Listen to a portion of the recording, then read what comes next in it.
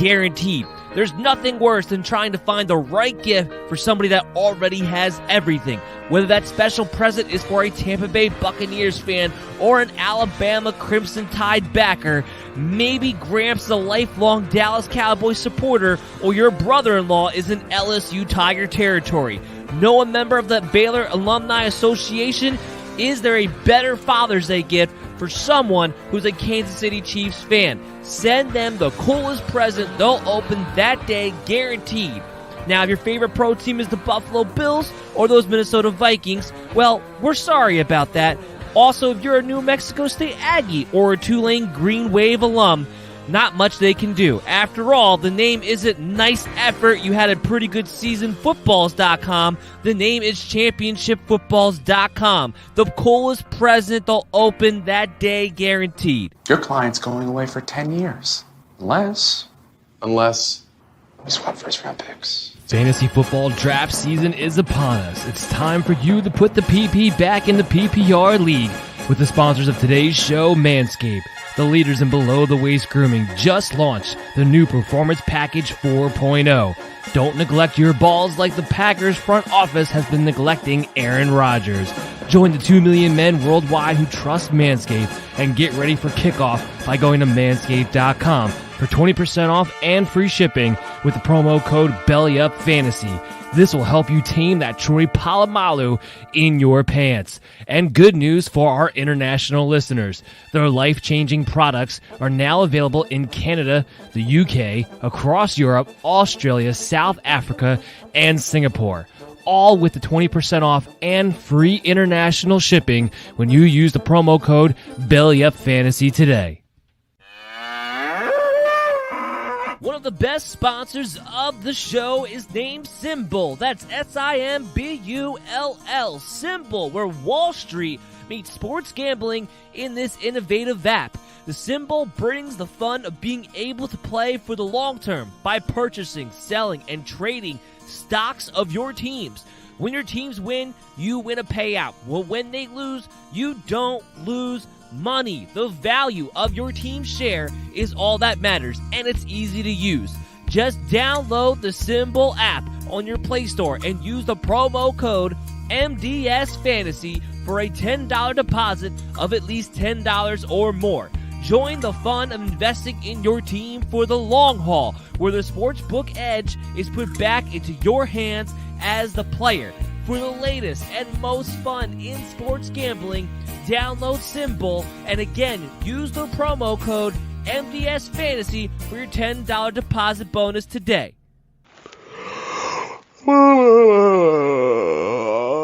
Do you have trouble waking up in the morning? Well, not anymore, because Invader Coffee is here to make you look forward to that morning sunshine. Rated one of the best, smoothest tasting coffees on the market today. Originating out of Texas, this rare coffee product is able to reach new heights in quality from its air roasting process, creating coffee beans with the most robust and smooth flavor you will ever find.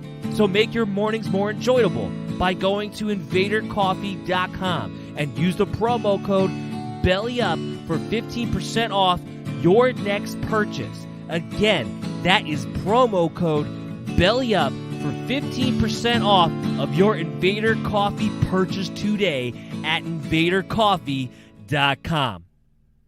Hey there, sports fans. This is Dan Mater, the host of the MD's Fantasy Football Show, and I am so happy and proud to announce our availability on the Unhinged Radio Network. All you gotta do is go to unhingedsn.airtime.pro to catch us on Sundays at 12 to 1 p.m. or Monday, Thursday, and Fridays from 6 to 7:30 p.m. or on Tuesdays at 7 to 8 p.m. Eastern. That's right, we are available 5 days a week on the Radio Unhinged Network, now powered by Belly Up Sports, giving you the best fantasy football information you could possibly get out there to give yourselves, the MD Nation, the edge in your fantasy football leagues to become champions today. So check out Unhinged Radio and listen to sports talk in a whole new way today. This is the MD's Fantasy Football Show with Dan Mader, giving you the X's and O's of all things fantasy.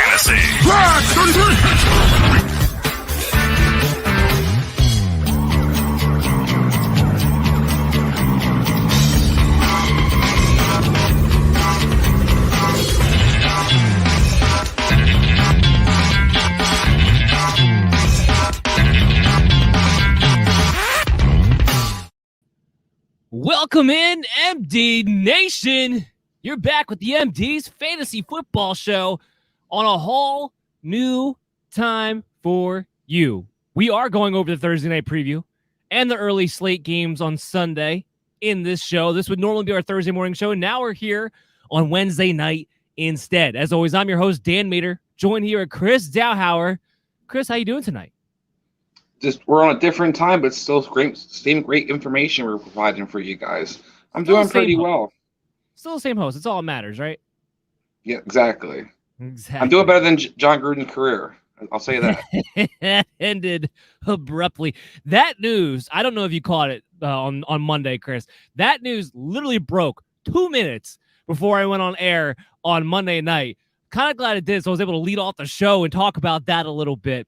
I want to get your opinion. So I'm going to get your opinion before we dive into this thing like we usually do.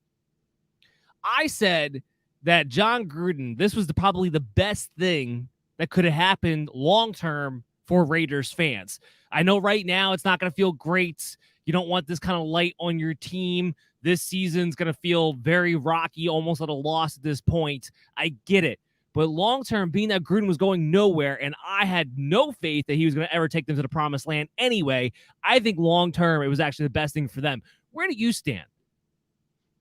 So on Belly Up Fantasy Live on Tuesday, we talked about this as well. I don't only just think it's great for long-term. I think it benefits the players right now in the short-term, particularly fantasy-wise. I think we get rid of some of the shenanigans that Gruden likes to do with some of his favorites, where he just throws in curveballs to guys he likes to play for random reasons. Jalen Richard came off IR last week. I was petrified he's going to start stealing carries and touches somehow in that backfield. Now that probably goes away. So I think a lot of guys are going to be more mainstream, but I think Derek Carr has much more security in the team. I think that's going to be important moving forward. And I think overall, I think the franchise is in a better place today than it was under his watch.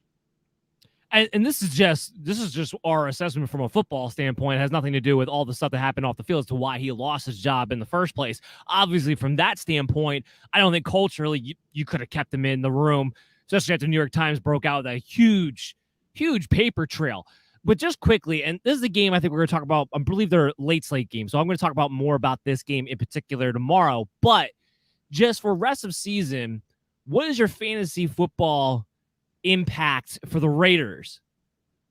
I think you can have more confidence in some of the players that are the established guys. I think you're going to be able to see Josh Jacobs maybe not have to come off the field so often. I think you might even see Kenny Drake get more involved because they paid him a lot of money to be on that field. For some reason, he's been in the doghouse for Gruden. And I also think you're going to see the quarterback play steady back out. I think this is going to be Derek Carr's team moving forward. I think he's going to have a lot of input on what they call. I think he's going to be one kind of leading the show out there. I agree with that. I'm also very curious to see how it breaks down for the running back position. You paid all that money to Kenyon Drake. Now, that might have been more of a Gruden thing than anything else, but they weren't utilizing him anyway. Do you think this is better or worse for Josh Jacobs, who last week, keep in mind, actually had 5 targets in that game, suddenly started to work as the workhorse back? I think it's going to be better. I mean, we did see that happen last week, but in 2 weeks, who knows what's going to happen? This has kind of been John Gruden's MO. When he does things that make sense, also he just throws curveballs, like I said before. You have a random player who gets playing time or a random player he just kind of wants to utilize for a game or two. So I think it kind of eliminates that aspect. It makes it more of a streamlined thing where you're not worried about if, Jacobs has a fumble, Pete and Barber are going to come out there. I think it's going to be pretty much Drake and Jacobs back there moving forward. Yeah, and I mean, what was it? Not this past week, but the week before, Jalen Richard was oddly involved as well. At least had some snaps anyway. So it's a chaos mess. Look, from a fantasy standpoint, you still pretty much only feel confident in Darren Waller and Josh Jacobs. and Derek Carr can be a streaming option. You're still waiting for things to shake out in the receivers. I mean, Hunter Renfro's been the most stable guy, but how excited are you to play a guy who doesn't have much of a ceiling? Henry Ruggs is a big ceiling, but still not consistently utilized. Brian Edwards is out there more than any of them and gets utilized the least as far as actual production goes from a fantasy standpoint. So we still have to wait until that shakes out. So that's why immediately in the immediate future, I don't think your fantasy expectations change one way or another, but we're going to have to be on the lookout and see how this whole thing plays out. Obviously speaking, moving forward after this Sunday, hopefully we get a pretty decent idea. Chris, one of the things I was worried about when we went to this new schedule is that MD Nation knows I usually have the rankings out Thursday morning. I was a little afraid that I would not be able to do it. And I want to have the rankings out before we do this show in particular. It's our first preview show of the week. I was able to make it work. For MD Nation. So now, I think we're actually got it down to a pretty good formula here moving forward. Hopefully it's able to stay the same. So now when you go to BellyUpFantasySports.com on Wednesday mornings instead of Thursday mornings, you should have my updated rankings. So just a little bit earlier, a little bit more of an edge for you guys, and hopefully we'll be able to keep that going without any hiccups for the rest of the year. Knock on wood, because everything's always a hiccup, it feels like, all the time anyway. So when I went through my rankings, obviously I'm looking at tomorrow's game. Tomorrow's game, huge fantasy impact. One of the higher over-unders on the week. You have the Bucks, you have the Philadelphia Eagles, two teams not playing particularly well on defense, two offenses that are very pass heavy and up tempo this entire season. Let's start on the Tampa Bay Bucks side of the ball. Tom Brady, my number 3 quarterback on the week. I think it's hard for anybody to argue that when he's throwing the ball the way he is. It's coming off a 400-yard, 5-touchdown performance, and of course all the wide receivers that go with it. I think what's a more interesting conversation is the wide receivers. Rob Gronkowski is out. We'll talk about the tight ends in a minute, but Rob Gronkowski is out. That means we know we have the target consolidation centralized around Evans and Godwin and Antonio Brown. I have all three of them in the top 24. I have Mike Evans at 11, Chris Godwin at 16, Antonio Brown at 22. Where are you at on them? Is there anything you would change? I mean, I wouldn't necessarily change anything. I think that the rankings are pretty good. I just I'm really interested to see how this game kind of unfolds. The Eagles have been really good against receivers. They haven't given up a lot of fantasy points. So it's going to kind of be interesting to see, does everybody kind of eat for Tampa Bay? Because the Eagles defense has been one of the better secondaries versus the pass, especially against in the slot position. So it's going to be really interesting to see, are these guys kind of able to do what they've been doing, or is it going to be maybe a little bit of a change just because the Eagles have been really good against the pass? See, I think the reason why the Eagles defense statistically looks good against the pass is because they have been unnaturally bad against the run. And teams been able to kind of pulverize them this season, something that really hasn't been the case in Philadelphia since Fletcher Cox has been there. So that's why it's a little bit odd. But Brandon Graham goes down, and maybe he had a lot to do with that as well. Since then, they're giving up a ton on the ground. Tampa Bay doesn't look to run the ball. So that's why I think it's a little bit of a context here for the Philadelphia Eagles. I don't think their secondary is actually that good. I think it's just a matter of teams being able to run on them whenever they want to.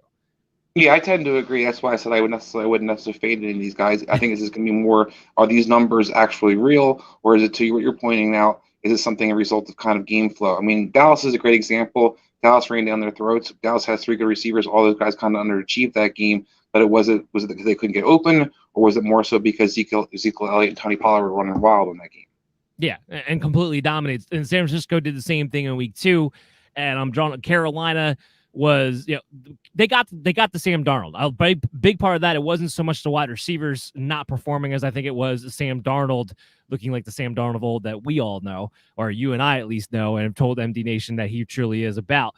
Good call by you, by the way, because you made that call on Friday night about the Philadelphia Eagles not only just winning outright and you winning the bet, but making the point of, you think they were going to get to Darnold, and they did. So let's see if we can keep that rolling again this Friday night when we're on again with Chaz Filardi in the DFS contest and our lock bets of the week. But of course, we'll go through our bets as we go through this show. Leonard Fournette, he's my RB6. Well, actually, before I get into that, I did want to ask you this. Rest of season, when you look at these 3 receivers, who's your most valuable one? I think it has to be Mike Evans. I mean, Mike Evans has been on pretty much a roll most of the season. He had like one game where he had a little bit of a hiccup, but he's the red zone dominant. He's the guy that Tom Brady looks for the big play from, and this guy can dominate against any kind of player you put on him. So I think Chris Evans is the guy I think is the most valuable to have. Now, but for me, I tend to agree with you, except for when Gronk is there, because he's the one who eats away at his touchdown production. When Gronk comes back, is that still your answer? It is, because I still think Mike Evans is still going to be the guy. Gronk did score a lot of touchdowns, but the person I saw actually suffer the most from Gronk was Antonio Brown. He kind of got forgotten about more often than not sometimes in the play calls. Because he can move around more in the formations right now, you're seeing Antonio Brown kind of that resurgence. But I think Mike Evans has always been kind of that alpha in that entire receiver core. Yeah, I tend to agree with you. But for the record, even when Gronk comes back, I still think all three of these guys are top 24 receivers more times than not, and Gronk can still be a top 10 tight end. The volume and the passing attack for this team is ridiculous, and that's why Tom Brady, there's going to be very few games where he's outside my top 3. Certainly, I don't expect him to be outside my top 5, again, really for the rest of the season, as long as it continues, as long as there's no rain and them playing in New England anymore, which there shouldn't be. Leonard Fournette is my RB16 on the week. Bernard was healthy, came back this week. He played a little bit. Now, they may have just been easing him back in. Maybe he gets back to his 2-minute drill role that he seemed to have right before he got the injury. But Leonard Fournette is so far ahead of Ronald Jones now, and they don't seem to not want to take Leonard Fournette out of the passing game completely either. He might be an RB2 for me the rest of the way. Yeah, I think he's got to be in that discussion for sure. If he's going to continue to get this volume and the amount of touches and playing time that he is on an offense as high octane like this offense is, you have to kind of consider him an RB2. I think he's definitely a flex play at RB3 moving forward no matter what. But I do think he has an opportunity to kind of, solidify himself as an RB2 option moving forward. And while I haven't been super excited about the seemingly lack of explosion out of him, he has been breaking quite a few tackles and showing that power off, which has just been complimenting the offense in general. In this matchup, again, we go back to, we don't think the Eagles' secondary is actually that great. You can run the ball all over him. You love this matchup for Leonard Fournette. Cameron Braille's make a quick note. He's my tight end 18. That puts him just outside the streaming tight end territory, but also keep in mind, O.J. Howard, and wasn't much, but O.J. Howard actually did wind up running a few more routes than he did last week. There's too much going on with the receivers. I think you can find a better streaming option, and we'll talk about that throughout the show, than a Cameron Brate this upcoming week if you're out without Gronk. Again, on the Philadelphia side of the ball, Jalen Hurts, he saved my butt in a big way. He saved a lot of people's butt in a big way on Sunday because I thought we were about to get donkey dumped there by Jalen Hurts, and he comes in with 2 rushing touchdowns at the end of the game, saves his fantasy day. Because of his legs, he still has not scored less than 23 fantasy points this season. And you got to love the matchup here because Tampa Bay has been a leaking faucet when it comes to quarterbacks. Yeah, they're banged up in the secondary. And I think that you're going to see Tampa Bay get up early in this game. I think you're going to have to see Jalen Hurts become the guy who's scrambling around trying to make plays. I also think Tampa Bay is going to get a lot of pass rush on this guy. So I'm not expecting to have great passing numbers, but I do expect them to run the ball because I think it's going to be a lot of 2nd and 18s, and you're going to see Jalen tucking and running with the ball. So I think there's an opportunity for him to have that floor with the rushing he has. I think you're looking for more of his legs being utilized again. I know the opportunity in the air looks great and tantalizing, but I think right now you look at this defense, particularly the offensive line, as banged up it is for the Eagles, they're going to be able to get to Jalen Hurts. I don't disagree with that. I think they will as well. But at the same time, as your point with the legs and why he's still my QB6 and he's been the QB5 so far this season, you got Levante David's going to be out. Antoine Winfield's going to be out. Those are 2 huge pieces of this Tampa Bay defense. So, again, that goes to his legs being a pretty good factor. And if he does get any time, I do expect Devonta Smith to have a very good game in this one as well. Good matchup, especially without Winfield back there to be a ball hawk that he can sometimes be over the middle. Devonta Smith comes in as my 24th receiver. He is a low-end wide receiver 2 for me. The target share has stayed consistent for him every single week. He has one of the safest floors right now of any wide receiver. And in this type of matchup, we might see him go over 100 yards for the second time this season. Yeah, I think he definitely has opportunity to between the game script and the fact that he's pretty much their best receiving target right now. We're going to talk about a little bit, but there's going to be no Dallas Goedert in this game, so it's going to kind of streamline some of these targets. Devonta Smith is actually, obviously the guy that they look for to cut involved in the passing game the most. I think it's going to continue. My only concern for him is his opportunity to get down the field, becoming more and more of a possession receiver. They're not really moving him around as much as I kind of hope they would. So I kind of there is some limitations with how explosive he's going to be ceiling-wise, but I think you're going to have that consistency and definitely have production out there. And I'll talk about one more guy that I'm excited for the Eagles, and that's Zach Ertz. Comes in at my tight end 6. Dallas Goedert out. COVID, tested positive. No way he's going to play in this game tomorrow. And we've always known that if there's just one tight end in Philadelphia, it's going to be a top 8 tight end for sure. Zach Ertz has actually been running more routes than Dallas Goedert at this point anyway. Go figure. but he's going to be my tight end 6 heading into this matchup. Target consolidation is going to be around Devonta. It's going to be around Zach Ertz in this game. Yeah, I'm not big on Ertz, but I do think if this is your opportunity to play him, this is going to be this week. Is going to be the best chance for you to have, Zach Ertz out there in your lineups. I think that I'm still questioning about his skill set. I don't think he's still plodding. He doesn't look very explosive to me. I do think he's a guy who might be involved in the passing game, but I still question how often they use tight ends in this offense. I mean, even though he's been running more routes than Dallas Goedert, neither guy's really shined in any kind of capacity, and they're really dependent on touchdowns. Well, here's what I will say to that. If you consolidate them down to one guy, you're talking about the tight end 3 for the year.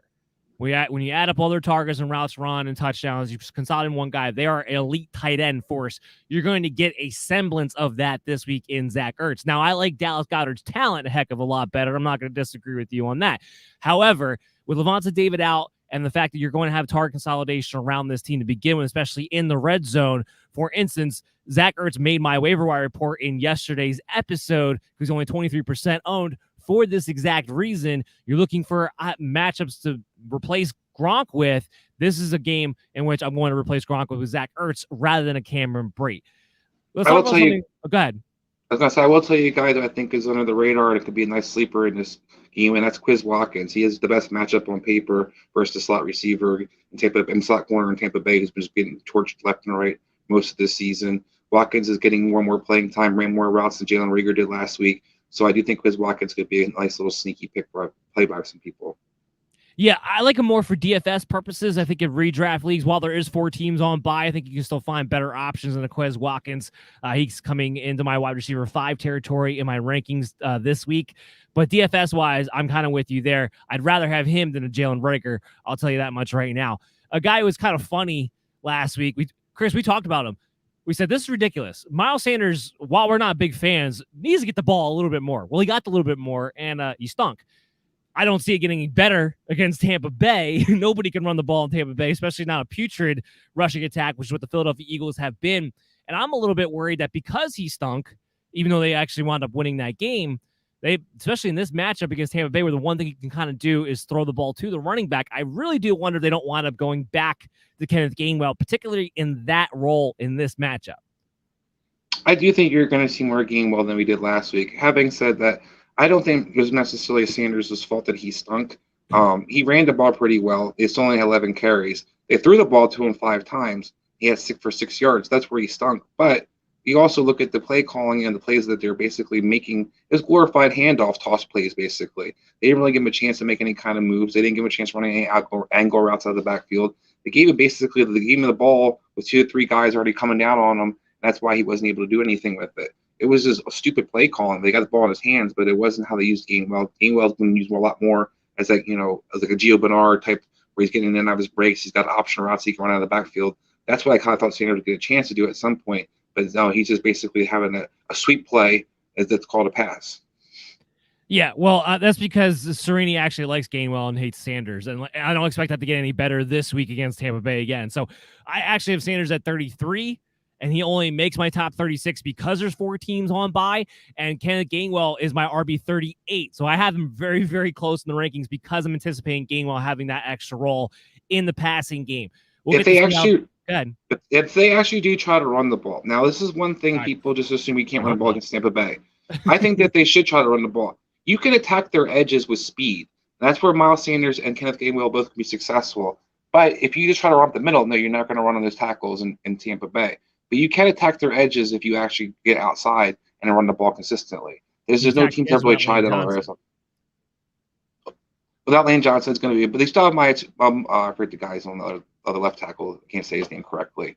The big kid from Australia. Oh, yeah, I can't say his name correctly. Everyone knows what we're talking about. He's been pretty good this year, and he's a good pulling guard. I'm just saying that is a way people haven't really attacked Tampa Bay, and if you're smart, they actually would do that.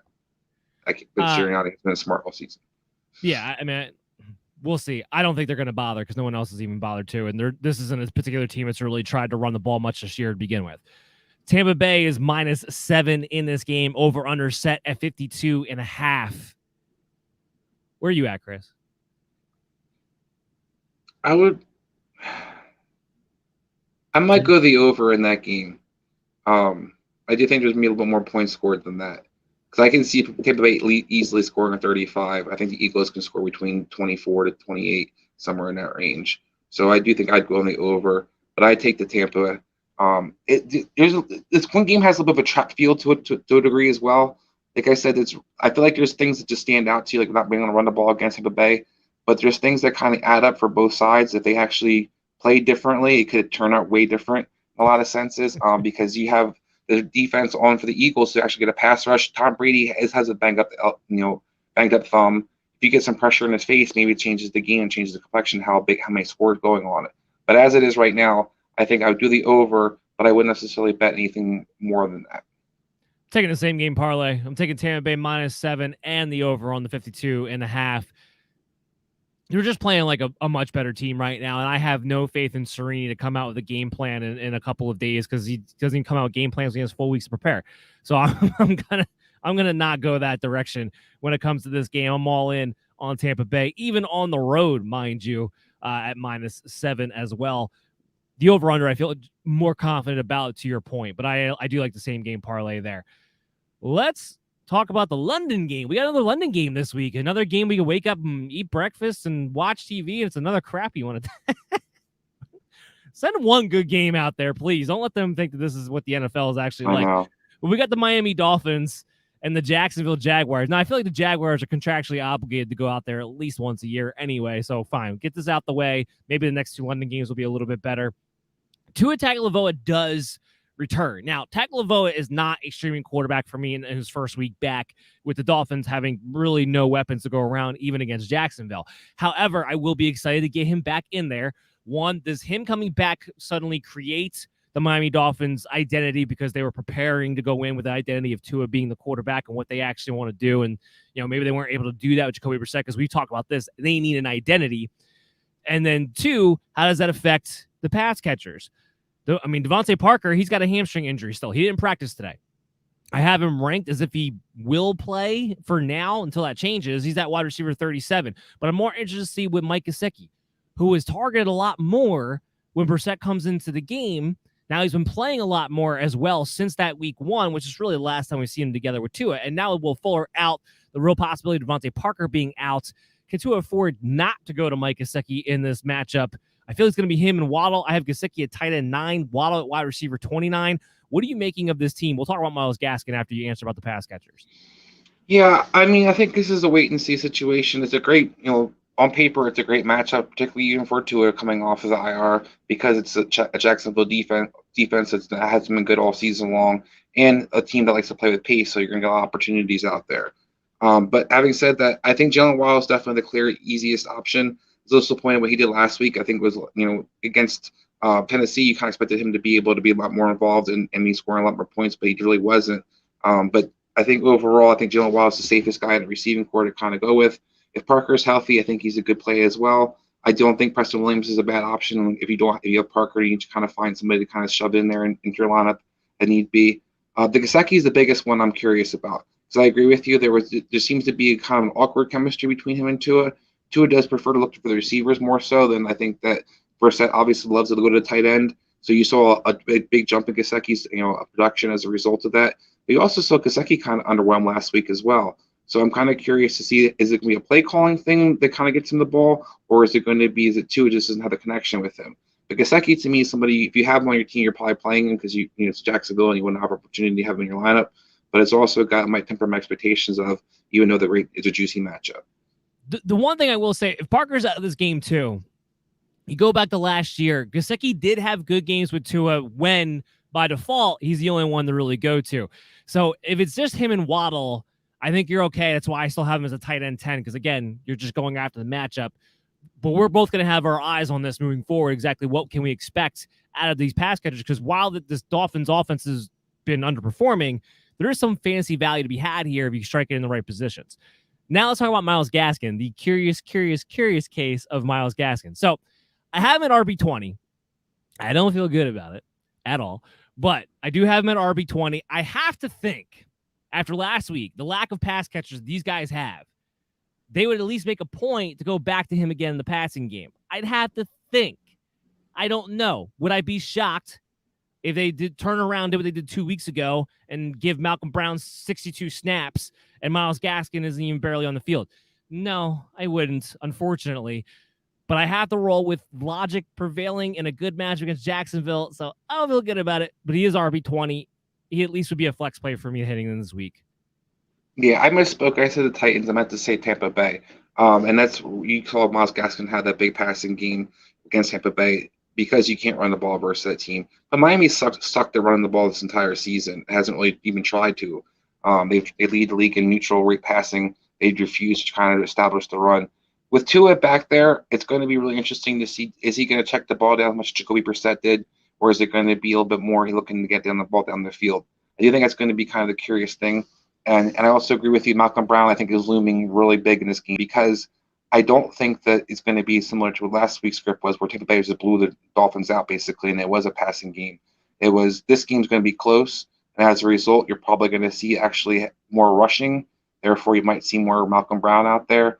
And that does make me really concerned about Gaskin owners. I think that you have to, if you're going to have him, you're going to play him, you play him as a flex. You don't really want him to be your RB2 if you can avoid doing so.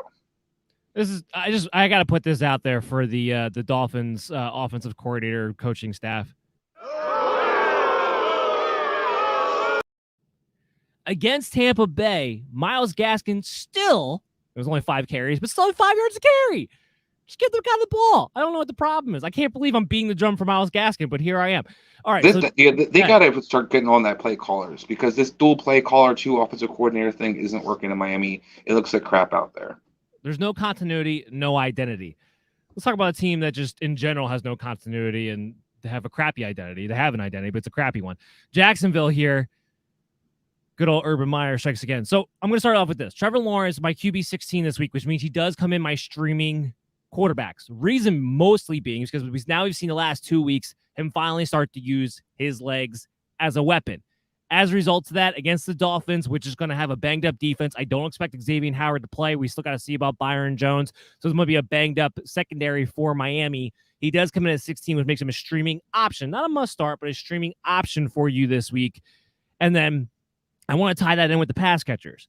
I don't know why Tavon Austin and Jamal Agnew were the leading stars of the receiving crew with DJ Chark out. It makes no sense. Up until that point, Marvin Jones had been the lead guy. Laviska Shenault had gotten his in the game, which Chark got hurt. I don't expect that to happen again. At least I don't think it'll happen again. Marvin Jones comes in at wide receiver 36 for me. Shenault at wide receiver 38. So potential flex plays depending upon your lineups this week. I do think we get back to the target consolidation being around them. And then the other pass catcher we'll talk about first before we hit the running backs, Dan Arnold, tight end 12 for me this week. He's getting the targets. It's there. He comes in as a low end tight end 1. I expect that target share to continue. While I didn't know what happened with the Jamal Agnew and Tavon Austin stuff, that was just nuts. I do expect Dan Arnold, what he did last week, for that to continue. So that's where I'm at with Trevor Lawrence and the pass catchers. Where are you? So I didn't hear about the Howard. Is he out for sure? I didn't know he had an injury. He didn't practice again today, and they're leaning towards him not being able to play on Sunday as of now. Now we'll keep an eye on the practice report, of course, but as of right now, it's not looking good. Yeah, I think that's going to be huge. A lot of people are down on this Dolphins defense, and I don't blame them. Having said that, the secondary had been pretty good till last week. Oh, they played Tom Brady. They're not playing Tom Brady again. They're not playing the same kind of weapons. So people kind of pointed out, the secondary got exposed last week. It didn't. Tom Brady is good. This is a whole different story. So don't get too confident about rolling out like Jacksonville receivers. And as for Shenault, why he struggled last week, it was real obvious and real easy for me. He didn't play in the slot. He played on the outside. Most of his snaps came on the outside. That's why he didn't get any targets. And he became basically, he's not a great route runner. He's not a guy who can kind of necessarily get open. And his role in that offense is very limited if he's going to be in the outside. So if you have Jamal Agnew continue to be the slot receiver, which he played dominant most of the slot snaps last week, then you're going to have an issue with Laviska Shenault, and you're not going to get production out of him. Marvin Jones is interesting to me because I talked about this in the BFL show on Tuesday, that he's actually facing one-on-one the top corners. He's facing game plans actually as a true number 1 receiver. And where he is in the state of his career, he might have struggled with that because he's not used to kind of getting that attention. Against the second corner on a different team, he can do exposed, and that's why he was kind of being really productive at the beginning of the season. has the top option and teams actually game plan for you, it's going to be interesting to see. Is this going to be an ongoing thing for Marvin Jones, and maybe he can't produce when he has that kind of bullseye on his back. We'll have to see. This is one of those situations where I still ultimately believe in process over result from last week. The process is Marvin Jones should be the number one targeted guy. The Shenault thing, I agree with you. If he's not playing the slot receiver, he's a different receiver. Tavon Austin's played on the outside before.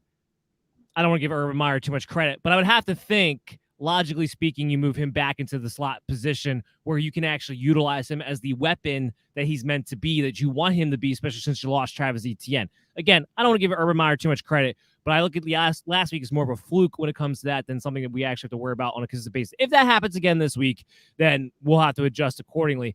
Chris, I got a question coming in live here from one of the viewers on Twitch, actually. BTG7471 asks, a really tough spot in a deep 16-team league, so you know it's not going to be a great option. Second flex spot, Deshaun Jackson or Josh Gordon?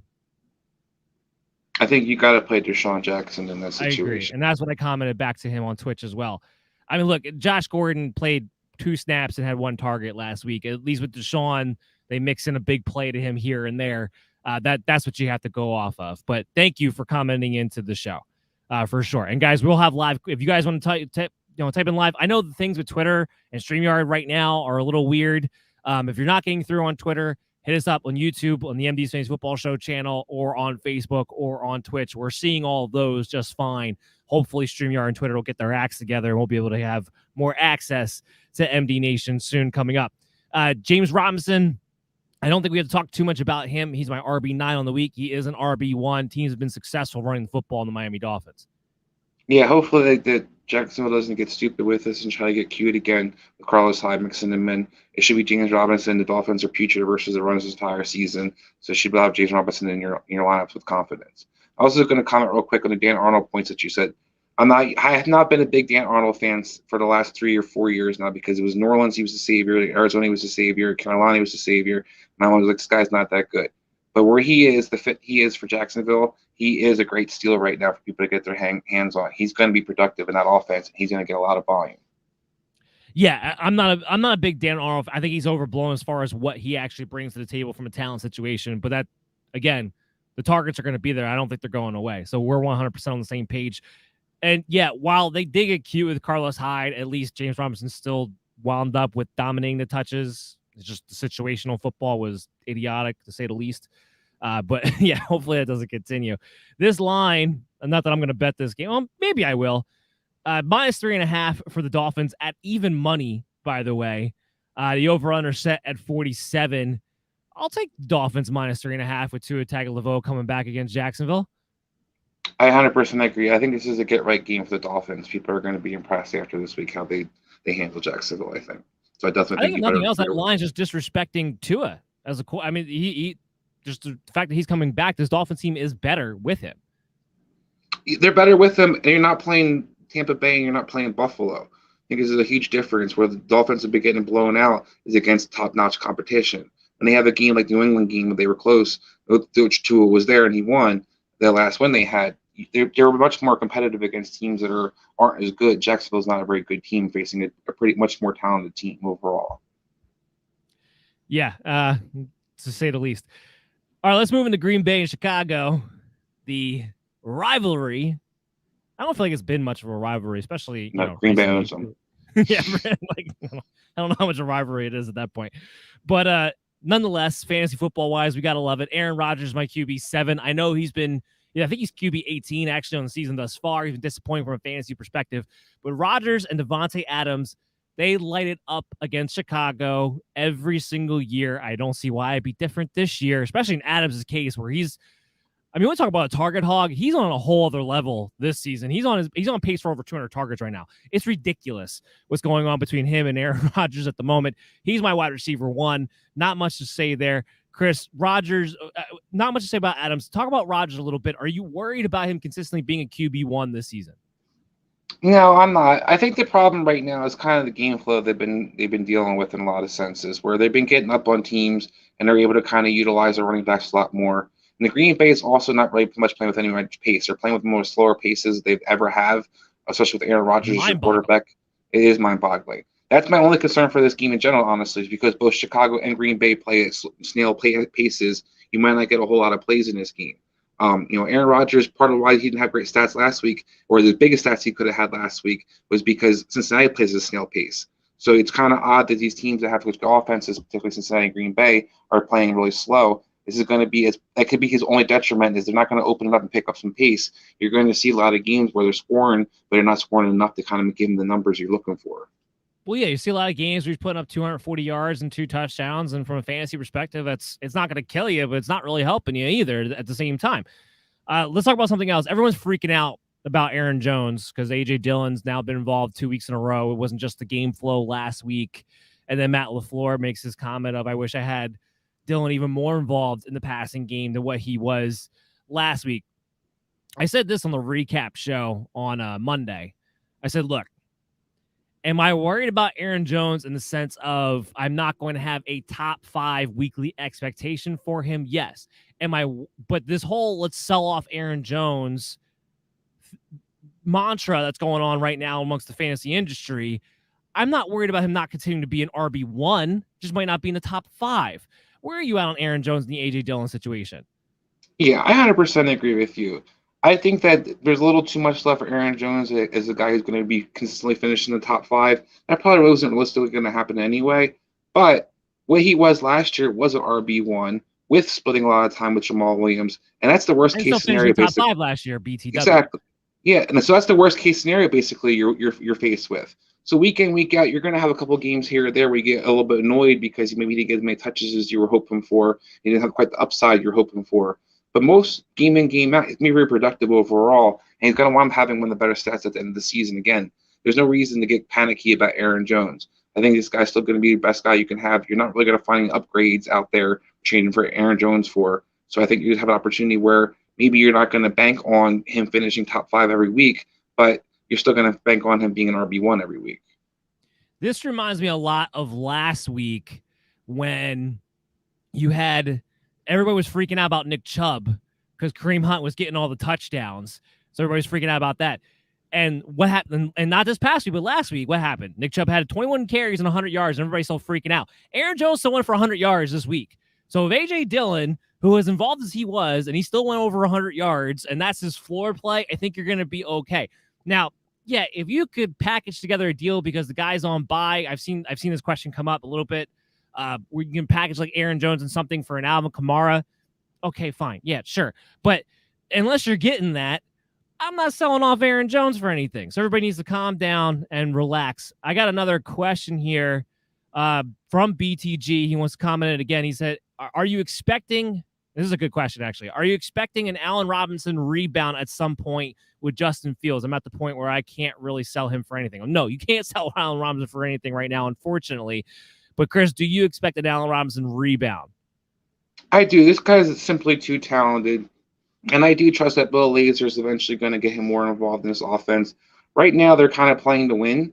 And I think as a result, they're playing very slow football. They're a really slow-paced team. And they're running the ball as much as they can. But at some point, they're going to fall behind, probably this week, versus a Green Bay team. Then you're going to see Allen Robinson be more involved. Basically, the reason he's not being productive since Bill Lazor's taken over is because of the game script.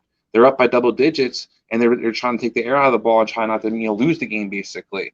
I think at some point the Chicago team's not that good, so they're going to be trailing a lot more games moving forward. And you're going to see Allen Robinson be the beneficiary of that.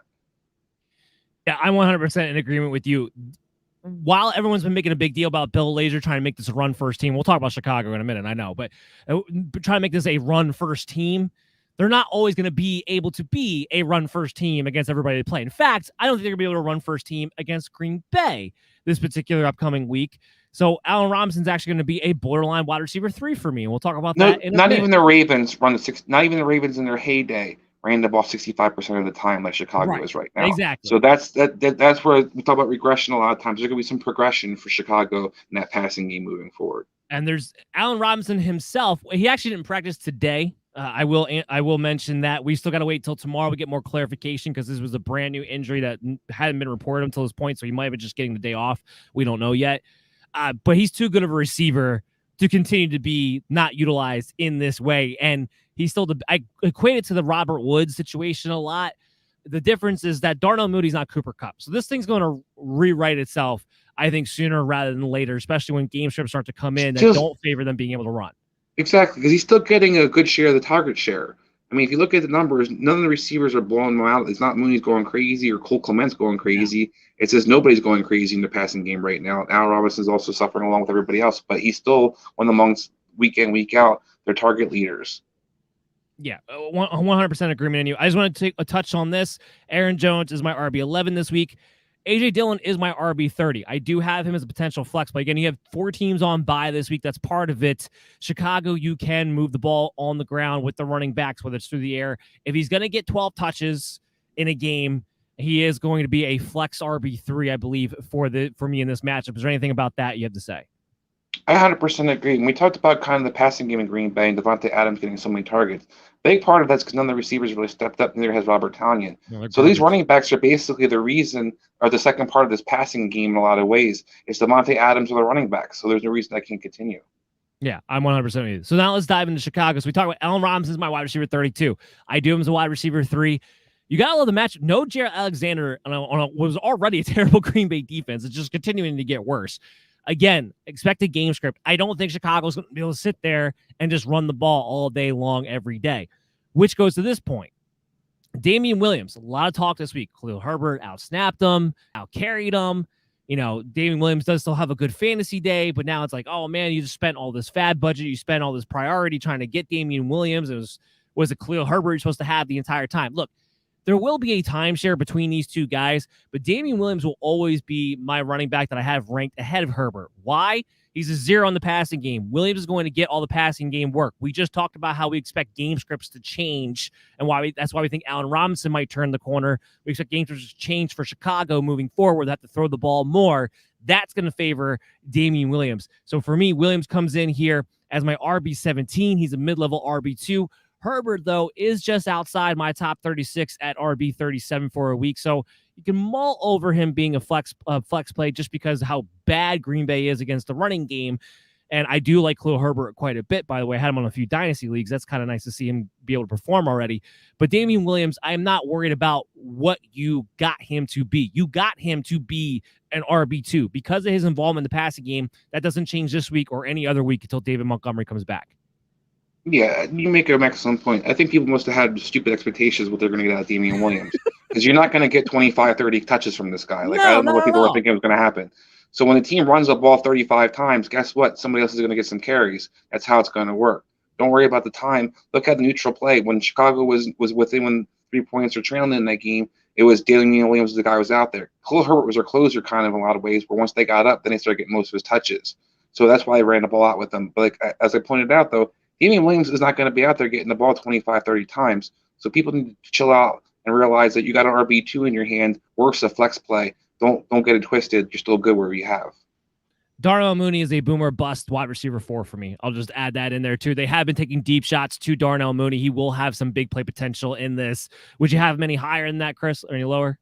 No, I might have him even a little lower. I think Mooney has opportunity to have good games here or there, but I think there's a lot of other matchups that you might be able to find better matchups with in this week than having a Darnell Mooney in your lineup. I'm trying to find the line on this, the sports book here. First of all, when we do sports book, we use MyBookie. They are the official sports book of the MD's Fantasy Football Show. Make sure you go to mybookie.ag, use the promo code MDFantasy, and you'll be able to double your deposit. You're going to hear more about that in just a minute. Pulling up the line now. It's -4.5. Green Bay road favorites. The over-under set at 44.5. I'm not touching on over-under. We just talked about the slow pace of play. This might be a low-scoring game. Where are you at on the -4.5 for Green Bay versus Chicago? I bet on Green Bay, and I'd bet on the over that they're going to beat by more than 4.5 points. I do think if you're going to bet Green Bay at -4.5, you should bet the over because they will probably have to put up some points in order to reach that. I think there's a decent chance Green Bay could put up 30 points in this game, given how Chicago's defense has played, even with the slower pace of play. But I'm going to just stick with myself, the -4.5 on Green Bay in this one. Chicago they have to prove a lot more throwing the football with Justin Fields before I can buy into their offense being able to keep pace with really anybody, although this would be the game for them to do it. What we're going to do right now is take a quick break, come back on the other side. We still have more games to preview for the early Sunday slates. So we'll be back on the MD's Fantasy Football Show with you guys right after this. The NFL is back in action, and so is winning season at MyBookie. With over $500,000 in contest prize money, winning season makes the big games better and the victories even sweeter. Head to mybookie.ag and choose from a variety of boost contests and promotions up for grabs, highlighted by the crown jewel of winning season, the famed MyBookie Super Contest. And it only costs $10 to enter. Pick 5 games against the spread each week. Each win earns you a point, and each point gets you closer to the grand prize. If you missed out on week 1, don't even sweat it, because entries are still open, and all it takes is one solid week to get you back in the mix. Don't just take my word for it. Join now and start your winning season with MyBookie today. In order to get you started, make your first deposit at mybookie.ag and use promo code MDFantasy to instantly receive double your deposit. That's double your money to double your winnings with your first ever deposit using promo code MDFantasy. Bet anything, anytime, anywhere with MyBookie. Welcome back into the show, MD Nation, on this wonderful Wednesday night. Listening and watching to the MD's Fantasy Football Show, streaming to you live on social media at BellyUpMDFF Show. And, of course, subscribe to the MD's Fantasy Football Show YouTube channel whenever you get the chance. Always check us out on your favorite pod streaming app. We're available to you on iHeart, iTunes, Google Play, Stitcher, Spotify, Spreaker, anywhere you like to go to get your pod streaming apps at. And, of course, our Unhinged Radio Network, by the way, I haven't mentioned this, that didn't change at all. We will be back 6 to 7:30 on Thursday on the unhingedsn.airtime.pro, leading you into the Thursday night game before we're back on again for the Thursday night show at 8:30. We're just content. I love it. Every little bit of it, just putting it out there. I'm Dan Maynard, joined here with Chris Dowhower, talking about the early slate of games for week 6. Chris, can you believe it's week 6 already? That hit me the other day. I was like, we're already 6 weeks into the football season. I know, it's crazy. Once this kicks, it seems forever to get here, but once it starts, it's like it speeds straight through. Flies. Talk about flying high. Cincinnati Bengals, Jamar Chase, Joe Burrow. Woo. I like him again this week, FYI. Burrow is my QB 11. No throat, no problem. He's got this thing under control. Not worried about that at all. And Jamar Chase coming in as a wide receiver 1 for me. He's wide receiver 10 on the week. Here's the thing about Chase, and everyone's going to have this counter argument, right, with Detroit. Like, on one hand, you love the matchup with Detroit. It's salivating. On the other hand, it's like, can Detroit do enough to stay competitive to make you actually put your foot on the gas? My point is this. I have a couple points to that. My point is this mainly, though. Jamar Chase just takes everything to the house. So all you need is one play. It doesn't really matter. And then my second point to that is Detroit has managed to stay competitive enough in every single game they've been in. I don't think this game's going to be any different, where offenses do still have to stay aggressive. So not only do I like Jamar Chase and Joe Burrow as, QB 1s and wide receiver 1s, and that should come as no surprise, T. Higgins, my wide receiver 31, who I do think has more potential than that heading into this matchup, got his legs back under him, automatically went right ahead of Tyler Boyd again, his first game back, got his usual target share. Against Detroit, I like T. Higgins as a wide receiver 3 with upside this week. Yeah, I think in standard leagues, you can definitely start Higgins and Chase with confidence. And in PPR, you can start all 3 of the receivers with pretty much confidence. I think this Detroit secondary is horrible. It's been banged up all season long. You can light them up. You talked about kind of the pace and getting up too much. Detroit, one of the great things about them is they've been top 5 in pace all season long. They want to continue to get plays out there on the offense, which is going to give the opportunity for Cincinnati to get the ball back and more opportunities to score. So I do think you're going to see the running backs be successful in this game, but I think the receivers are going to eat all day long. And I expect Joe Burrow to have a big game. I expect all 3 receivers to have pretty good games. I disagree with you on Tyler Boyd. I don't expect Tyler Boyd to have a big game. He comes in at wide receiver. He's a wide receiver 5 for me, so I don't have him as somebody that I'm considering playing.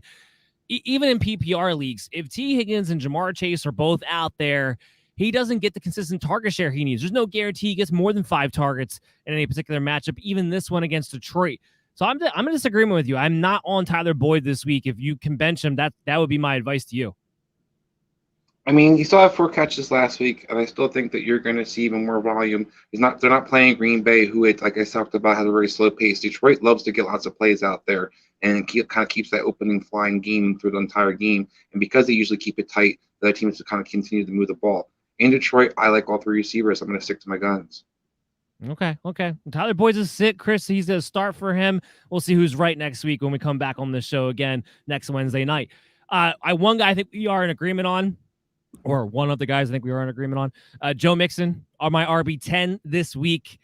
Here's what I love. Samaje Perine, he tests, not that I love that he tested for COVID-19. Don't get me twisted. I hope he's okay.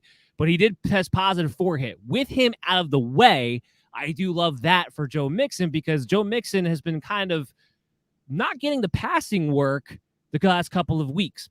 I also want to point this out too. I've been hearing some talk of people are like, oh, buy low on Joe Mixon after last week. If you're selling Joe Mixon on a game in which he shouldn't have been active for and still managed to score a touchdown on a limited snap count, you're an idiot. Okay, there's no reason to be selling low on a Joe Mixon if that's really what's going on right now. I've heard that in a few places. It doesn't make any sense to me. You knew he was going to be limited in that game. He shouldn't even been activated for the game. The fact he looked good on that touchdown run that he did have in that game should have told you all you need to know about this week upcoming, where he did practice today in a limited capacity, but he did practice today. And with Perine out of the way, they might lean on him a little bit more in the pass game than he had since week 1. And therefore, I think he's an RB10 and sky's the limit for him. I wouldn't be surprised if he has the potential to finish in the top 5 this week. Yeah, to me, it depends on how healthy he is. If he's healthy, right, 100% healthy, then I think this guy's going to have a great game. If he's still kind of a bit banged up, you might see more Chris Evans than you want to see. But regardless, I think Joe Mixon has a hell of a floor this week against the Detroit defense. He's got an opportunity to score at least a touchdown. I think he had a big time for the yardage as well, as long as he's out there playing. I love the fact that he practiced today because even though it was in a limited capacity, what that tells me is that there was no setback had on Sunday. Otherwise, he wouldn't have been practicing at all today. This isn't like Dalvin Cook, where you saw Dalvin Cook still looked like he didn't have anything when he was out there that one game. You saw Joe Mixon have that nice run, like he talked about, the touchdown. He didn't look hurt to me. He looked pretty spry and pretty quick. If that's what we're going to see on Sunday, then you're going to be just fine. Yeah, 100% agree. On the flip side, we go to Detroit. I think we know at this point, look, Swift is a high-end RB2, low-end RB1, at least as far as your expectations every week. He's still, an RB1 as far as where he's been on the season thus far to this point. He continues to dominate the snap count, but the big thing is he continues to dominate the passing game. As long as that continues to be the case, he'll always have a high floor because of the way Detroit is just going to have to play in these ball games, which is consistently having to come back from behind. Is it annoying to see Jamal Williams lead the way on carries? Yes. Am I worried about it? No, because unlike certain other committee situations, it's not that Swift gets the passing game work but isn't allowed to get touches in the red zone to score a touchdown. No, he does. So because of that, I think you're always going to be fine with DeAndre Swift. He's my RB14 this week. Jamal Williams is RB29. You can consider him a medium to high floor flex play if you need to this week, depending on what's available to you. What I think we need to dive into more so is TJ Hockenson. Now, I still have him as tight end 4. The targets, the routes run, they are all still there. He's dealing with a knee injury. I don't know if he's 100% right now. He didn't practice today. Are you concerned at all about TJ Hockenson, who is somebody's come up quite a bit in conversations of selling low on, which we never want people to do, but is coming up in that conversation? Yeah, I wouldn't sell low on him. I think what you're coming into is a kind of mixture of factors. I think he is banged up. You do see teams kind of making more a priority to try to take him away. But the other biggest part is he has to stay in the block more often. While he's still leading the tight ends in routes run, he's not getting as many routes as opportunity to get out there because the offensive line's banged up.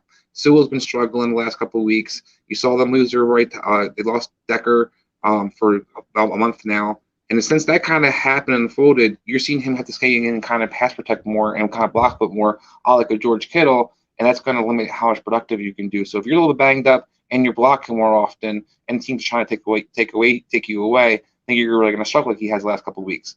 But I think it's only inevitably that he gets kind of back on track. And then with a tight end, such a thin position as it is, if you have TJ Hockenson on your team, you don't want to get rid of him. I think it's just going to be dumb. Yeah, he's a top 5 tight end. The rest, it'll get better from here. We do have a comment coming in on Facebook from one Mr. Todd Corson. He is asking, in a 12-man league, would you start T. Higgins or Chase Claypool? I actually have Chase Claypool ranked at 27, T. Higgins at 31, so I would lean more towards Claypool this week, but it is going to be close. Where are you at, Chris? Yeah, I probably lean a little bit more towards Claypool as well, but it is going to be close because you have pretty much the same kind of opportunity for both these guys to have touchdowns, red zone, and be able to be effective and have pretty consistent volume. So I think it's pretty close, but I probably lean a little bit towards Chase Claypool. Yeah, it's the game in Seattle. I think it's just going to be a little bit more competitive, a little bit more high pace both ends. And Claypool with no Juju Smith-Schuster anymore. I mean, sky's really the limit as far as the target consolidation goes for Deontay Johnson and a Chase Claypool, a team that throws the ball even more than Cincinnati does. Well, I think that's the key. I think Ben chucks it more than Joe Burrow does. Joe Burrow's been very efficient this year, but he hasn't been throwing the ball 40 times like he was last year. So that's where you're going to see kind of the difference in volume. That's why Claypool's more of a safer play. Yeah, I'm in a total agreement with you there. I do have Amon-Ra St. Brown for the Detroit game as a sleeper wide receiver. He's my wide receiver 42 on the week. He's a wide receiver 4, but he's in that range of flex guys. No Quintez Cephas. We don't know yet if Tyrell Williams is going to be able to make this game or not. He is eligible to come off of IR. Still remains to be seen, though.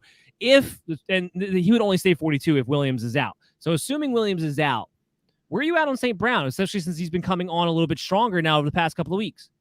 The only leagues I would play him in is in PPR leagues. Anything outside that, we're talking about half-point PPR leagues when we talk about this. Yeah, so half-point PPR, I'd probably say no. I think there's still better options because he still doesn't score, doesn't have any big play potential. But in full-point PPR, I think that's where he has his value. I tend to agree with you there, but is a bit of a sleeper guy depending on what you have available to you. As we look at the gambling side of things for this game between Detroit and Cincinnati, what we have for you guys here is a game that I don't necessarily want to touch, but so you got Cincinnati minus 3.5, a lot of road dogs this week. So usually that sets up for bad things for the public. But 3.5 for Cincinnati. They are the better team. That does make sense. The over-under set at 47. I think I wouldn't bet this game, but if I had to, I would take Cincinnati minus 3.5. I would definitely take Cincinnati 3.5 in this game. I wouldn't bet the over or under on this game, but I think that Cincinnati is definitely going to win by more than 3.5 points. And Detroit's found ways to just keep these games within 2. It makes me a little bit nervous, but I tend to agree that should be the bet on Cincinnati for this matchup. So let's move into our next game here as we got the Houston Texans, the Indianapolis Colts. What used to be a divisional rival is not anymore. Houston, we only care about one guy. We care about Brandon Cooks. Now, Brandon Cooks is somebody who is a buy low candidate for me heading into the week. I talked about on the recap show. We knew against the Bills, against the Patriots, he probably wasn't going to do as well. Now, I didn't expect Davis Mills to throw for 300 yards on the Patriots and for him to not do as well, but we know what the Patriots do. They take out your number one target, no matter who it is, no matter what the situation is. That's what they did there. The Bills are the number one defense in the NFL. But Davis Mills ran to a buzzsaw when he played them. Now you come back against the Colts. Everyone has been able to throw the ball on the Colts, especially the wide receivers have had particular success against the Colts. With the target volume share that he's seeing this week, he comes in at wide receiver 15 for me in half-point PPR leagues. Yeah, I think you brought a great point about Brandon Cooks. It has not been the fact that, it's been more of a morality why he wasn't productive, particularly last week with the Patriots making conscious efforts to take him away. Having said that, this guy has been landing up in the slot, he's been lying below the field. And one thing we see the Colts have really struggled with guys who kind of move around, particularly in the slot. Marquise Brown had a great game this past Monday. I expect Brandon Cooks to have a very similar type of game. There's no reason he shouldn't. As far as being a buy low candidate goes, look at their schedule the rest of the way. There are a heck of a lot more favorable matchups than unfavorable for Cooks. And again, I think it is going to be pretty predictable because of the target share that he has on this team when you can and cannot play him. And I think there's going to be a lot more times where you can moving forward than when you can't. I'm going to feel particularly good about it when we get Tyrod Taylor back, hopefully in another week or so. But Brandon Cooks, that's why he's a buy low candidate for me coming off the 2 bad games before they really get into a nice stretch of games here coming up soon. Yeah, I absolutely agree. I mean, you talked about Tyrod coming back soon. Brandon Cooks, some people are selling Brandon Cooks, you want to buy as quickly as possible. There's no reason people should be unloading Brandon Cooks right now. This doesn't make any sense. Go to Colts side. Carson Wentz is in the streaming territory for me. Still QB 15. He's outside my QB 1. Had a nice game against the Ravens on Monday night. You're going up against Houston. That makes pretty much anybody a streamable quarterback this week. So he's in that conversation if you're looking for quarterbacks. I don't get too carried away on Carson Wentz. Jonathan Taylor is my RB7 this week. Even if I'm a little bit concerned about one thing. I'm a little bit concerned because it's been clear that the Colts have been trying to showcase Marlon Mack to some degree, I think, to trade him. this would be an opportunity for them to do that a little bit more so. But as we've seen with Jonathan Taylor over the past couple of weeks, he's a big play machine. I'm not going to be too worried about that. It's the only thing I'd be a little bit concerned about, but I'm not going to be too worried about that, especially not against Houston. RB7 for me on the week. What's the rotation you think coming out of that backfield? Yeah, I love Jonathan Taylor this week, after especially what I saw against the Ravens game. If they're going to continue to throw the ball to this guy, it doesn't matter try to showcase Marlon Mack or not. He just needs to make sure he gets his touches. And if he's going to get his touches, whether it's the running game or the passing game, he's going to be productive. So I think Jonathan Taylor has a fantastic smash matchup against Houston. If you have him, you're definitely one of them in DFS leagues. I'd be having him in my lineup again too, because he's going to have a great game this week. If you have him, you got to be happy as hell that he's finally returning value on your investment. I mean, it's one of the reasons he was one of our busts, because we didn't think he would be able to turn in top 8 value every single week. And I still don't think that's going to be the case moving forward, because his rotation, the running backs, still hasn't gone away. But you have the matchups down the last couple of weeks, and he's been getting a little bit more involved in the passing game, and he's been able to use his big play ability that he's able to be a RB1 for you. So that's the one thing you have to be excited about.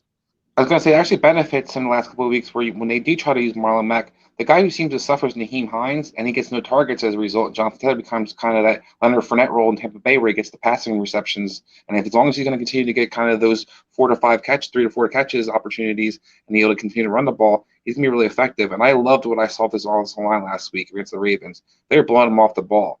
And if you can blow the Ravens off the ball, particularly when they have Williams healthy, you can run against anybody.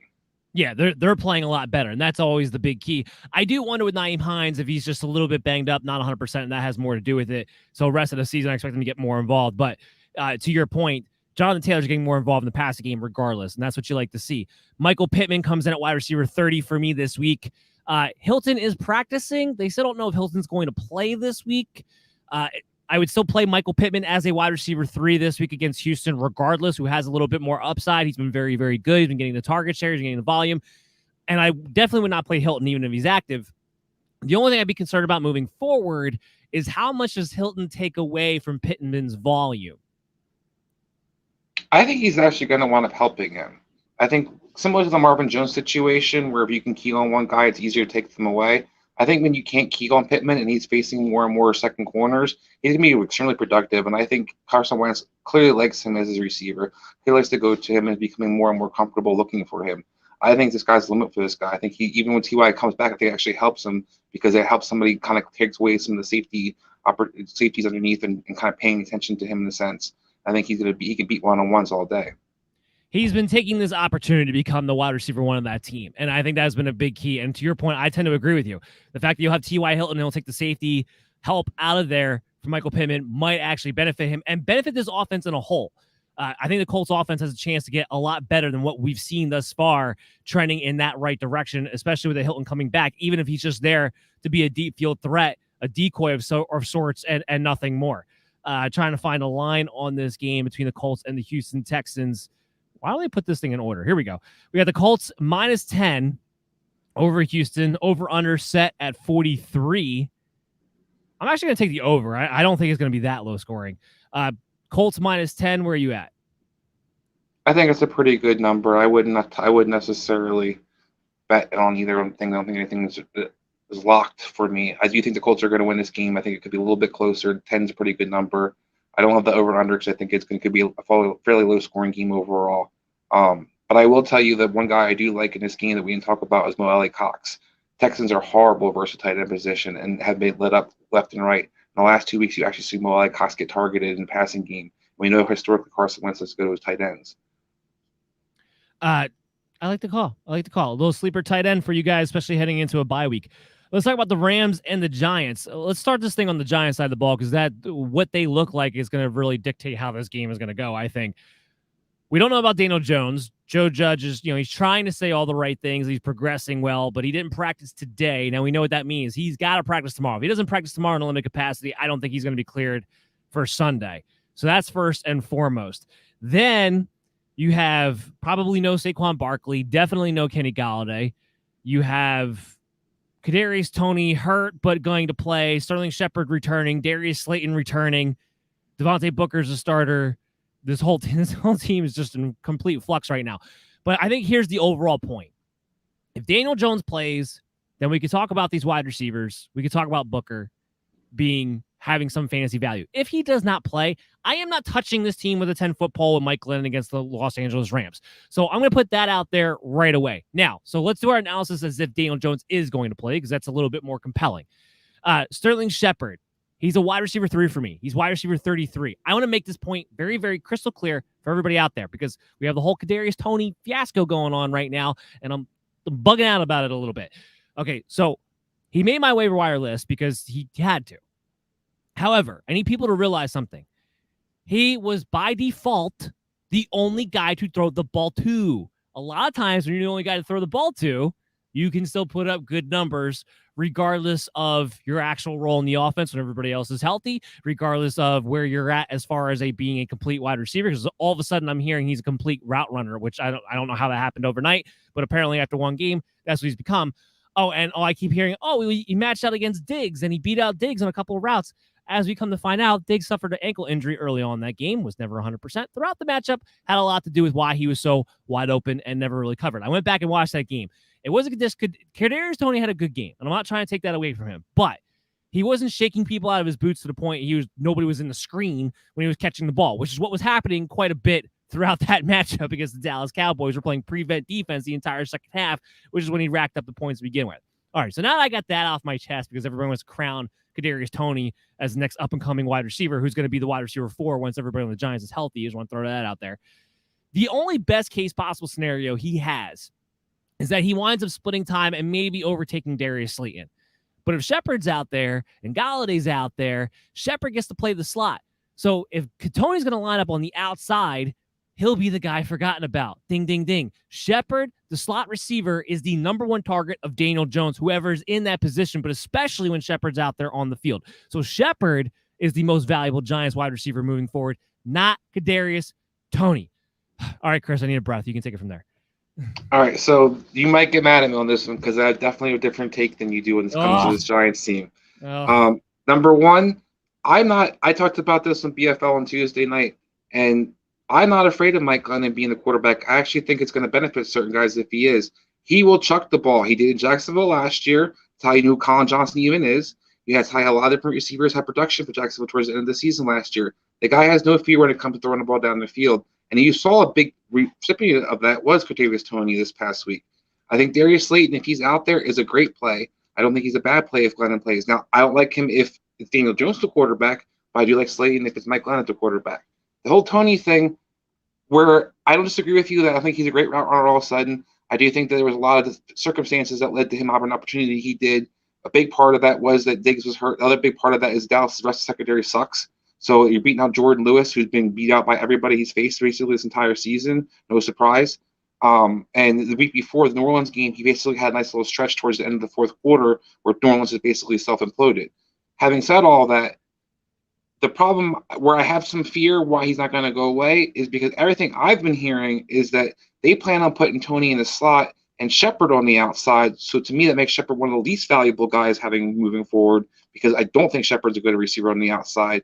And then Toney will become that guy, that safety blanket a la for Daniel Jones, who does love to throw to slot receivers. So it does kind of give him some opportunity moving forward. If that winds up being the case, I don't disagree with you if Toney is the slot receiver. Again, for me, the ultimate point is this. Whoever's the slot receiver of the Giants is the number 1 receiver you want to have. Period. And that's why Kenny Galladay is getting killed for fantasy football purposes right now. I don't believe it's going to continue to be Toney. Jason Garrett tends to stick with his veterans. And on top of it, I got to see if Joe Judge isn't going to now that he knows he's probably going to have Slayton and Shepard back, and he's not going to be totally decimated at the wide receiver position heading into this week. I got to see if Joe Judge isn't going to put him in a rookie doghouse of sorts after punching a guy at the end of the game last week when Joe Judge clearly, visibly, way pissed off.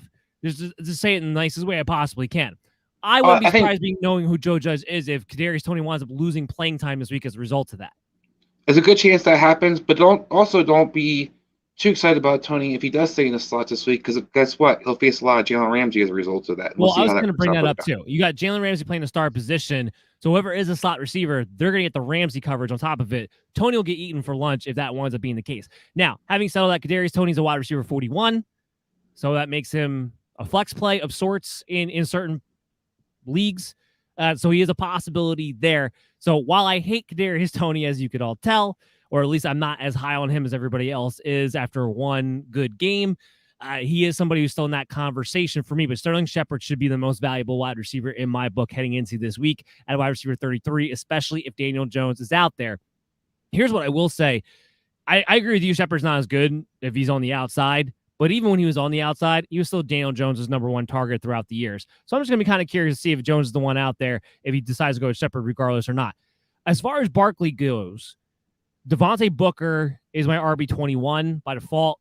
We saw last week he'll get all the volume, so he'll have a chance to score a touchdown. He'll have a chance to have a floor in half-point PPR leagues with the pass catching and whatnot. But again, if Jones doesn't play, I'm not with you on this. I think if Mike Glennon's out there, I think the Rams are going to destroy them. I think they're going to come in a buzzsaw with them on defense.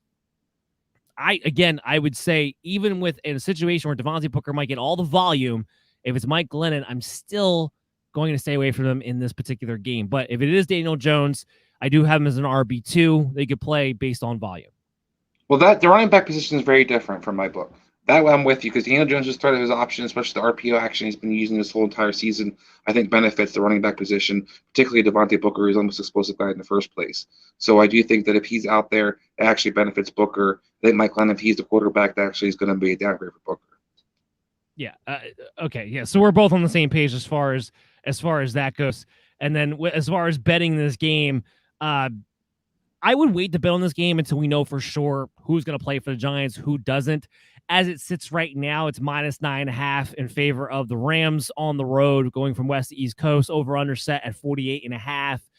If it's Mike Glennon, I'm jumping all over that line. If it's Daniel Jones, I think this could be a closer game because the Rams historically not great from going west to east coast. So I'm a little bit leery of this. I want to see who exactly plays in this matchup. For me, it's not really going to change a whole lot who I think is going to win. I think the Rams are going by double digits this game. Okay. We're going to hit a quick break, come back on the other side, wrap up the last four matchups that we have for you guys. We got a mailbag segment for you guys still, too. So make sure you stay tuned on the MD's Fantasy Football Show. We'll be back right after this. Your client's going away for 10 years. Unless we swap first-round picks. Fantasy football draft season is upon us. It's time for you to put the PP back in the PPR league with the sponsors of today's show, Manscaped. The leaders in below-the-waist grooming just launched the new Performance Package 4.0. Don't neglect your balls like the Packers front office has been neglecting Aaron Rodgers. Join the 2 million men worldwide who trust Manscaped and get ready for kickoff by going to manscaped.com for 20% off and free shipping with the promo code BELLYUPFANTASY.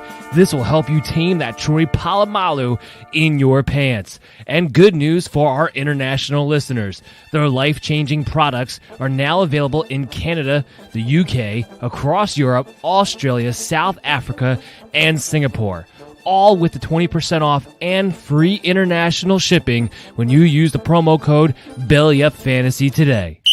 You're listening to the MD's Fantasy Football Show. Welcome back in, MD Nation, to the show. You are listening and watching the MD's Fantasy Football Show, streaming to you live on social media at BellyUpMDFF Show, and of course on the MD's Fantasy Football Show YouTube channel. Subscribe when you get the chance. Make sure you check us out after the show on your favorite pod streaming app, and we'll be back from 6 to 7:30 on Thursday, tomorrow, on the Unhinged Radio Network at unhingedsn.airtime.pro. As always, I'm your host, Dan Mader, joined here with Chris Dowhauer, going through the early slate of the Week 6 preview matchups.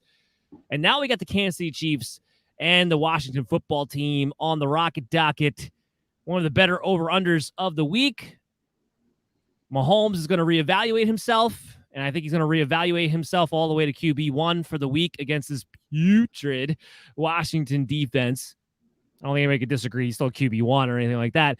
Travis Kelce, my tight end 1. Nothing changes there. Tyreek Hill, my wide receiver 2.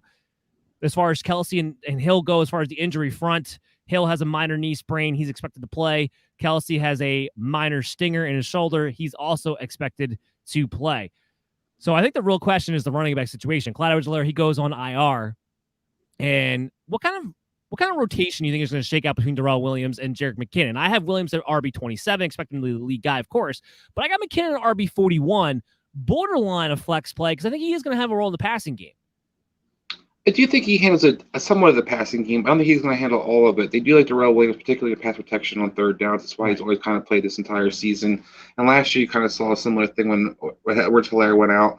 You were able to kind of lay Le'Veon Bell in the backfield. He became more of that kind of rotational guy, and he will still lean on Darrell Williams most of the time. So I think he's the guy you want to own. I don't think that Jerick McKinnon can't have a decent game. He looks pretty explosive. He looks pretty quick. He looks like he is the player he was a couple of years ago. Having said that, the lack of volume concerns me. I don't know how much involved he's going to be really in his offense. So he has a chance to kind of pop up and maybe reach that 41, but he's not a guy I'm trying to necessarily get into my lineup. No, I'm not begging to get into the lineup, but I do think it's something to watch as we go into this week, the utilization that he does get, because I do think it's a little bit curious if he's able to take on that role. Remember, before Edwards-Helaire even got hurt, McKinnon was actually starting to get rotated into that game. So it looked like it was already a preconceived game plan for that to happen, which makes it a little bit more curious going into this matchup. But Darrell Williams is the guy. He'll be utilized in the passing game. He'll be the main rusher. And the other thing about him is he'll be utilized in the red zone as well. So he's a safe RB3 for me this week. I think he does have RB2 upside, but RB27 for me this week, because I do think this particular week might be all about the Mahomes, Hill, and Kelsey getting on the right page show. I think there's a real chance for that to happen. On the Washington side of the ball, conversely, because Kansas City is so bad defensively as well, Taylor Heinicke is a top streaming option for me this week as he comes in at QB 13. Yeah, I mean, he's got a great matchup on paper. It seems to be everybody's kind of streamer of the week or the guy they kind of play. I'm really curious. He hasn't played that great. I mean, fantasy, he's been pretty solid the last couple of weeks, but for your eye test wise, he's not playing really that great out there. So I am kind of curious to see, how much numbers he does put up. I think he's kind of a safer guy where you're going to have definitely getting some volume because I think the Chiefs are going to score in this game. But he's not a guy I'm super thrilled about having in my lineup either. I think he has a pretty good ranking right there with 13 is a pretty good one. Eye test wise, Jalen Hurts is one of the worst quarterbacks in the NFL, and that he's QB5 in fantasy football. That's all that matters is the numbers. Sure. Taylor Heinicke, I think he's going to do nothing but throw, especially in the second half when they go down inevitably by 2 or 3 scores, I believe. As a result of that, we've seen him already this season. He puts up fantasy performances. So if you're looking for a streamer, I do like Taylor Heinicke in this matchup.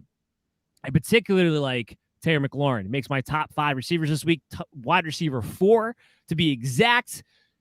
No at least I don't expect Curtis Samuel anyway. He didn't practice today after the setback. I doubt he'd be out there. Diami Brown trying to work his way back, but he's still a little bit banged up.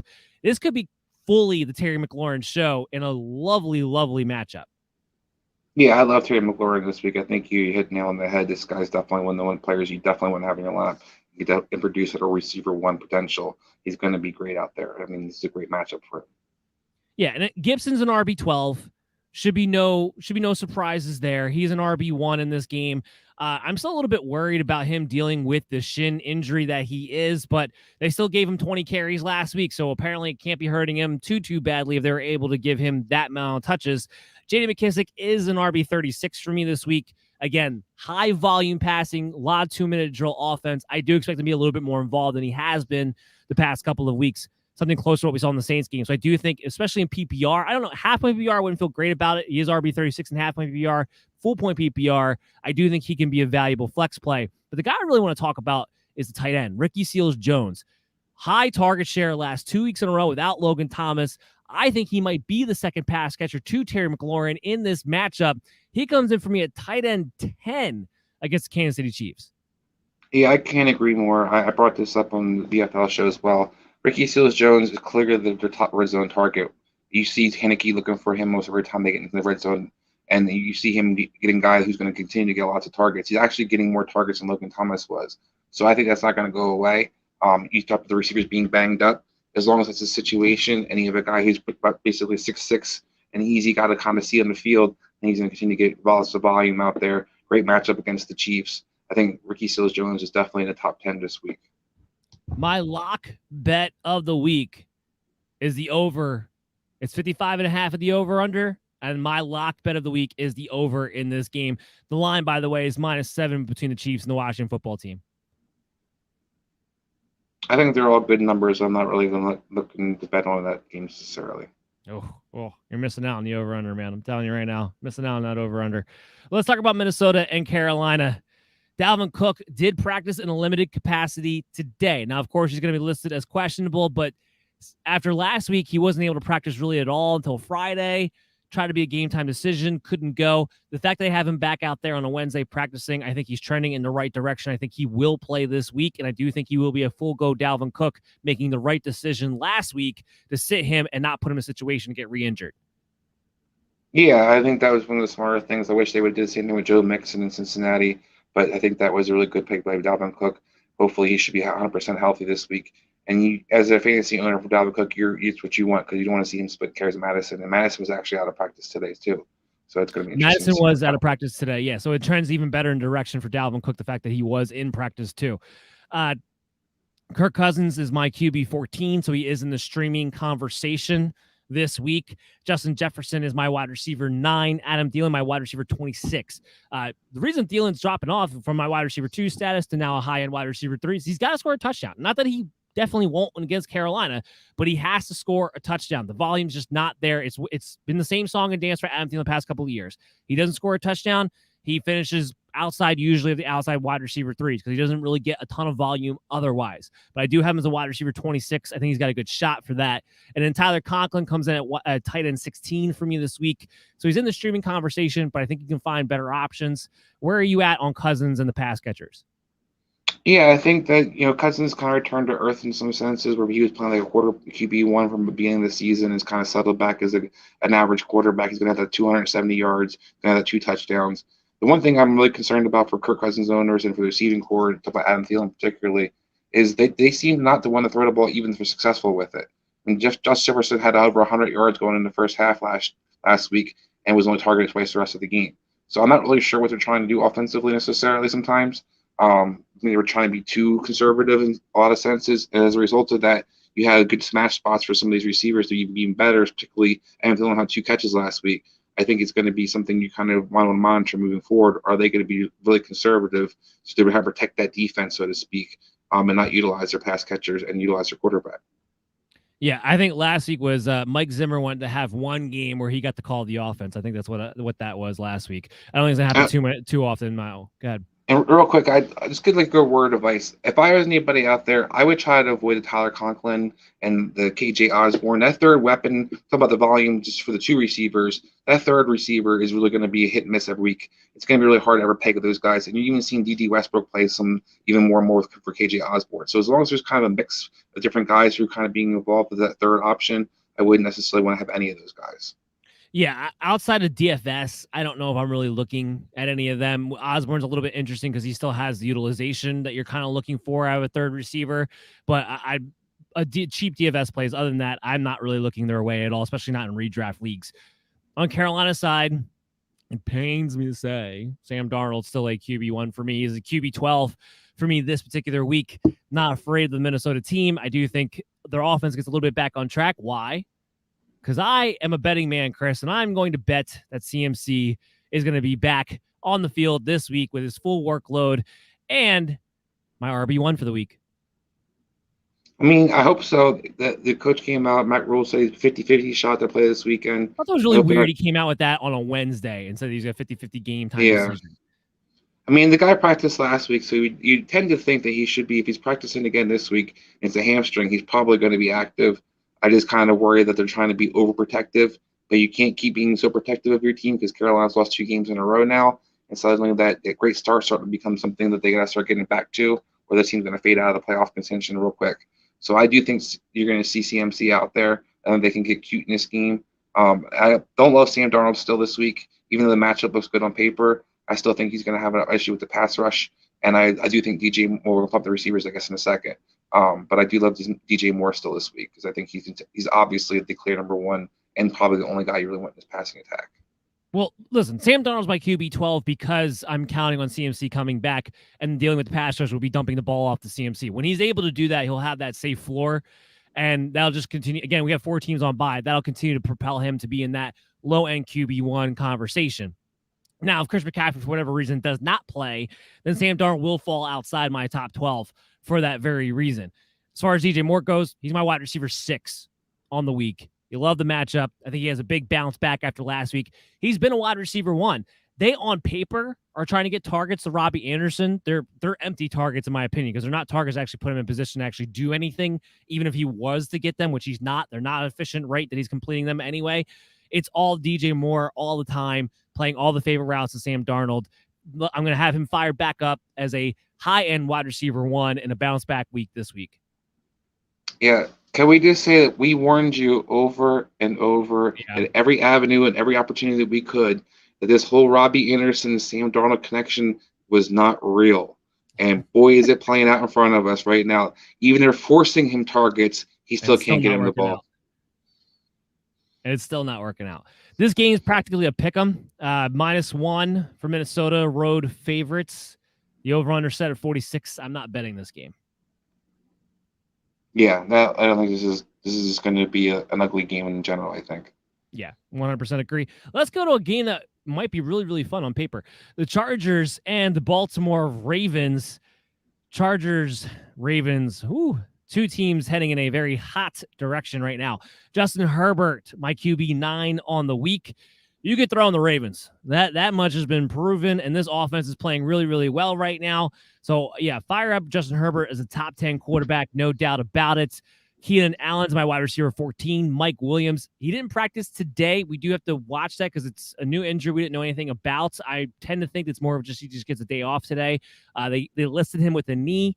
We'll see tomorrow. If he doesn't practice again tomorrow, then I'll be a little more concerned. As of right now, not too worried, and I have him as my wide receiver 8 coming into the week. And I'll just throw Austin Eckler in there, my RB3. Apparently, you can run the Ravens even with Brandon Williams out there now too, but Austin Eckler always has that safe floor because he's just showed much target in that game as well. And I'll even say this, Jared Cook is a tight end 14 for me, which puts him in the streamer conversation. Yeah, I agree with all that except for the Jared Cook thing. I'm still a big Cook guy this week. You see Pardon getting more opportunity out there the last couple of weeks and scored touchdowns as well. I think this is kind of you see the Ravens struggle versus the tight end position, but I think the receivers are going to eat all day, and I think Austin Eckler is going to be the big beneficiary of the backfield. So I expect those 3 guys to be the primary guys that are going to be effective this week. Jared Cook's kind of, to me, I think there's some other options I'd probably like Rick Seals-Jones we talked about earlier. Yeah, I don't necessarily disagree with any of that. But yeah, fire up your Chargers and feel very, very confident. Mike Williams, wide receiver 1 rest of the way? I think he should be. I think it's clear that Justin Herbert likes to throw the ball to him. His offense is very friendly. It's not making just run bombs all the time, and it's kind of utilizing his whole skill set. As long as he stays healthy, which is a big thing for Mike Williams. So that's kind of key to me. If he's able to stay healthy, I think he can be a receiver 1. If he starts getting those injuries that creep up on him, it's going to get interesting. Well, that's why we got to watch what happened today, and hopefully it's nothing.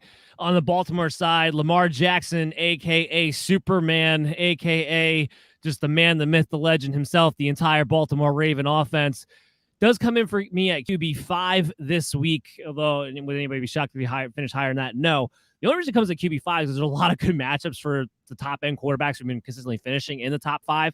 But, yeah, you're very excited about Lamar Jackson, very excited about Marquise Brown. Wide receiver 18 for me this week.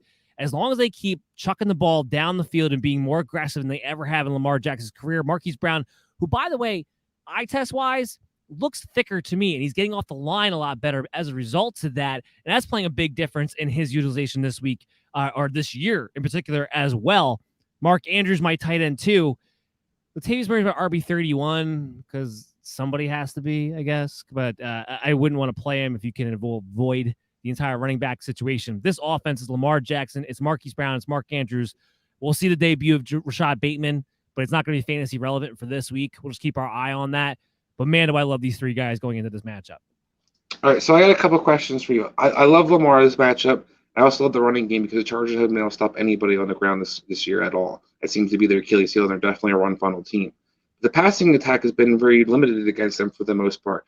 Baker had over 300 yards passing, but a lot of that came from a 70-yard in Njoku, where they basically blew coverage and missed a tackle, and he was able to run for 70 yards. Other than that, the outside receivers, particularly number 1 receivers versus the San Diego Chargers defense, the Charger defense has been really poor at best. Amari Cooper struggled. You go down the list of all the guys that they faced, there has not been a number 1 receiver have a big game versus Chargers team this entire season. So that's where I was kind of curious where you fall with Marquise Brown. I agree with you. Marquise Brown looks bigger, stronger, and he's allowed to run all the routes versus just running goes on his Greg Roman offense. So magically how much that changes things for people too. I love Marquise Brown. I love what I saw last week. But do have some concerns that he's not going to have the upside people expect him to have because this Chargers defense, particularly in the secondary, just against that number one receiver, I should say, has been really strong this entire season. I don't disagree with you. Marquise Brown's been too good for him to not be in your starting lineups, first and foremost. That's why he's a wide receiver 18 for me this week. Second of all, you hit the nail on the head when you first opened up with your analysis. They are terrible against the run. The play action is going to be there. And with that, with Marquise Brown, with them they're just taking shots against whoever they play. The plays will be there for him. And I think the reemergence of Mark Andrews goes a long way as well, helping out Marquise Brown for this particular matchup. So no, I'm not worried, even though the Chargers have been effective on paper against number one wide receivers. Yeah, I love Mark Andrews as well this week. All right, guys. Guess what time it is. Guess what time it is. The mail's here. Now, if you ever want to get on the mailbag segment, all you got to do, hit us up on social media at BellyUpMDFF Show. Send us a DM. Even if the question doesn't wind up on the show, we're going to answer it. We're going to help you all throughout the season. Like shows like today, where we have you guys talking in live. Love it. We're here for you. Remember that. When we do these shows, we love doing them. We're doing them for you to make you better fantasy football players to help you win championships. So first up, we had Amanda, and a great tight end question right off the bat. She asked, Zach Ertz or Dan Arnold this week? Now, I have Zach Ertz at tight end 6, Dan Arnold at tight end 12. So, of course, I'm going with Zach Ertz, but I love that you're looking in that direction this week. My advice is depending on what kind of league you're in. If you're in a standard league, then I lean towards Ertz. If you're in a PPR league, I lean towards Arnold. All right, next up, we got Ollie. Michael Pittman or CeeDee Lamb? I get why you're bringing up the question. CeeDee Lamb hasn't been particularly effective, not because of his fault, because the Cowboys haven't had to throw the ball very often. But I'm going to stick with CeeDee Lamb here on this one. Yeah, I'm a big believer that there's good offensive coordinators know to get guys involved when they haven't for a couple of games. I think this is CeeDee Lamb's week, unfortunately, so I don't have him. But I do love CeeDee Lamb this week. I think he's going to have a great game, even though Pittman has a good matchup on paper. Yeah, I think if they're going up against the Patriots stick to their taking away the number one option. I think that's going to be Amari Cooper, not CeeDee Lamb in this one. So that's why I think it's going to be very, very interesting. Joey, should I trade Chris Carson for Chase Claypool and James Conner in a half-point PPR league? So I thought this was a tough one, but I'd say no. I still believe in Chris Carson. I had him very high on him going into the season. I think the Russell Wilson injury actually is going to be a benefit to him in some senses where they're going to rely on him a little bit more and utilize him more. Never had more than 15 carries this entire season yet. I don't think that can continue, so I'd still hang on to Chris Carson. I say yes. I say yes because I am worried about the chronic neck injury being a thing that they're going to have to manage, and I think he's going to be questionable in a game-time decision maybe every single week from here on out. I love Claypool's value now that Schuster is out of the way, and he's going to have a floor with the target share. And Connor, I mean, I'm never going to be excited to play Connor, but the fact that he can get touchdowns for you makes him a decent asset at the running back position. And there's a chance, while I don't disagree with you, they might lean a little bit more on the run without Russell Wilson. There's also a chance his offense in general just takes a downturn and isn't able to score as many points either, which is a little bit concerned. So I would actually do this deal if you need running back more, then I'm sticking with Chris Carson. But assuming all things being equal, I would actually do this trade. Dominic, Jamal Williams or Myles Gaskin full point PPR this week. Again, I talked about it. Myles Gaskin, my RB20 on the week. Jamal Williams, my RB27. He definitely still has more upside to get more involved in the passing game than Jamal Williams does because that's been all DeAndre Swift. So I would definitely say Gaskin. But there's still an uneasy feeling in my stomach when it comes to Gaskin until I actually see it 2 weeks in a row. Yeah, I when I first saw this question, I was want to flip a coin and say pick whatever the coin says because I think that you're basically getting the same player either way. I don't really think it's going to matter who you play. Yeah, but I lean towards Gaskin because of the matchup.